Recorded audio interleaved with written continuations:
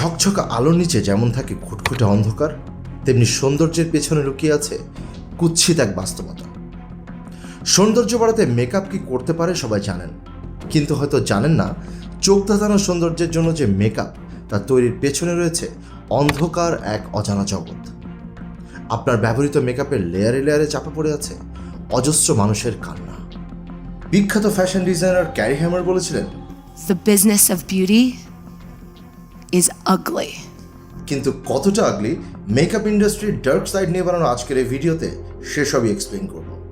আমি শিওর ভিডিওটা দেখার পর আপনার শির দাঁড়ায় বয়ে যাবে ভয়ানক শীতলতা।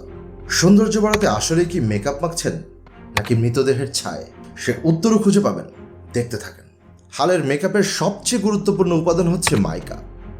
মাইকাকে বলা হয় আধুনিক যুগের মেকআপের ম্যাজিক ইনগ্রেডিয়েন্ট। সাধারণত highlighter, eyeshadow, blush, lipstick, lip gloss সহ বিভিন্ন স্কিন কেয়ার প্রোডাক্টে এক্সট্রা গ্লোই লুকের জন্য মাইকা ব্যবহার করা হয়। আর এই মাইকাই মূলত সেলিব্রিটি থেকে শুরু করে সাধারণ মানুষ সবাইকে প্রতিদিন ঝকঝকা চকচকা করে রাখছে। কিন্তু গ্লো ছড়ানো এই ম্যাজিক্যাল ইনগ্রেডিয়েন্ট মাইকা যেখান থেকে আসে, সেই মাইকা খনিগুলোর স্টোরি কিন্তু ভয়াবহ ডার্ক। যতদূর জানা যায় 19 শতকের দিকে ব্রিটিশ উপনিবেশকারীরা প্রথম এই মূল্যবান খনিজ আবিষ্কার করেন আর এলাকাটার নাম দেন মাইকা বেল্ট। ভারতের ঝাড়খণ্ড ও বিহার বিশ্বব্যাপী শীট মাইকার সবচেয়ে বড় উৎপাদক ও রপ্তানিকারক। যদিও ভারতে উৎপাদিত মাইকার প্রায় 70% আসে অবৈধ খনি থেকে। কেন অবৈধ খনি থেকে আসে সেটার এক্সপ্লেনেশন একটু পরে দিচ্ছি। ভারতীয় advocacy group Kailash Satyarthi children's ফাউন্ডেশনের তথ্য মতে প্রতি মাসে মাইকা মাইনিং করতে গিয়ে 10 থেকে 20 জন শিশুর মৃত্যু হয়। ঠিকই শুনছেন, মাসে 10 থেকে 20 জন।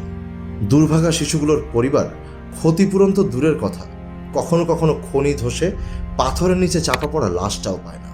অসংখ্য শিশু রোজ মারাত্মকভাবে আহত হয়। মিনিমাম ট্রিটমেন্টটাও তাদের কপালে জোটে না। হরহামেশাই পার্মানেন্টলি পঙ্গু হয়ে যাচ্ছে অনেকেই। তারপরও জীবনের ঝুঁকি নিয়ে প্রায় 22,000-এর বেশি শিশু কাজ করছে ভারতের মাইকা খনিগুলোতে। যদিও আসল সংখ্যাটা এর চেয়ে অনেক বেশি। এদের বেশিরভাগের বয়স 6-7 বছরের আশেপাশে।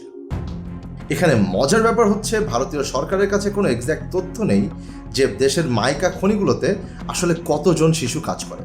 যদিও 2019 সালে একটা সার্ভে শুরু করা হয়েছিল বলে শোনা যায়, বাট সেটার রিপোর্ট এখনও আনপাবলিশড। এখন নিশ্চয়ই প্রশ্ন আসছে, মাইকা মাইনিংয়ের জন্য কেন শুধু শিশুদেরই ব্যবহার করা হয়? বলছি, মাইকা খনিগুলো আকারে খুব ছোট হয়। আধুনিক যন্ত্রপাতির কোনো ব্যবহার নেই, পুরো কাজটা করা হয় হাতের শক্তি দিয়ে। গর্তগুলো এতই ছোট হয় যে সেখানে বড়রা ঢুকতে পারে না। শিশুরা সরু টানেলের মধ্যে সহজেই ফিট হয় বলে জীবনের ঝুঁকি সত্ত্বেও শিশুদেরকে ইউজ করা হয়। আর ফ্যামিলিগুলোও শিশুদেরকে অ্যালাউ করার বড় রিজন চরম দারিদ্রতা। ঝাড়খণ্ডে দারিদ্র্যের হার প্রায় 43%, আর বিহারে সেই হার প্রায় 52%। একে তো দারিদ্রতা, তার উপরে এই এলাকায় কোনো কৃষিকাজ হয় না, নেই কোনো ইন্ডাস্ট্রি, নেই ব্যবসা। তাই পুরুষরা কাজ করে কয়লা খনিতে আর বাচ্চাদেরকে কাজ করতে পাঠানো হয় মাইকা খনিতে। যদি 2 টাকা বেশি ইনকাম হয়, দুবেলা একটু খাবার জোটানো যায়। আপনার হাজার হাজার টাকার মেকআপ সামগ্রীর ম্যাজিক্যাল ইনগ্রেডিয়েন্ট যোগান দিতে লাইফ রিস্ক নিয়ে সারাদিন কাজ করে এক একটা বাচ্চা কত টাকা ইনকাম করে জানেন? মাত্র 40 থেকে 50 টাকার মতো। আর এই নামমাত্র পারিশ্রমিকের মূল কারণ মাইকা খনিগুলো অবৈধ এবং স্থানীয় মাফিয়াদের দখলে। তারা সরকারের বিভিন্ন সেক্টরে টাকা পয়সা দিয়ে সিস্টেম করে রাখে, তাই সরকারি কর্তা ব্যক্তিরাও চোখের ঠুলি পরে বোবা হয়ে বসে থাকে। ফলে সরকারিভাবে মাইকা মাইনিংয়ের কোনো ইনিশিয়েটিভ নেওয়া হচ্ছে না। অবৈধভাবে বেসরকারি মাইকা ব্যবসা রমরমা চলছে, গরিব বাচ্চা কাচ্চা মরছে, ব্যাপার না। নিশ্চয়ই এক্সপ্লেনেশন পেয়ে গেছেন কেন অবৈধ খনি থেকে ম্যাক্সিমাম মাইকা আসে। গোটা বিশ্বের মেকআপ ইন্ডাস্ট্রি কয়েক বিলিয়ন ডলারের, যার মধ্যে আপনারও কন্ট্রিবিউশন আছে হাজার হাজার টাকা। এসি রুমে বসে নিজেকে আরও সুন্দর, আরও উজ্জ্বল করে তোলার রেসে আপনি যখন ব্যস্ত, তখন মাত্র 40 থেকে 50 টাকার আশায় দম বন্ধ করা অন্ধকার সুড়ঙ্গে জীবনের ঝুঁকি নিয়ে ঝাঁপ দিচ্ছে অসংখ্য শিশু। কেউ কেউ আর উঠে আসছে না, লাশ হয়ে পড়ে থাকছে হাতের মুঠোয় আপনার জন্য সংগ্রহ করা মাইকা আঁকড়ে ধরে। পৃথিবীর ম্যাক্সিমাম বিলাসী পণ্যের পেছনে রয়েছে এমনই সব করুণ অন্ধকারের গল্প। এবার ভেবে দেখেন, ত্বক উজ্জ্বল করতে আসলে কি মেকআপ মাখছেন নাকি মৃতদেহের ছায়া? এই প্রশ্ন রেখেই আজকের এপিসোড শেষ করছি।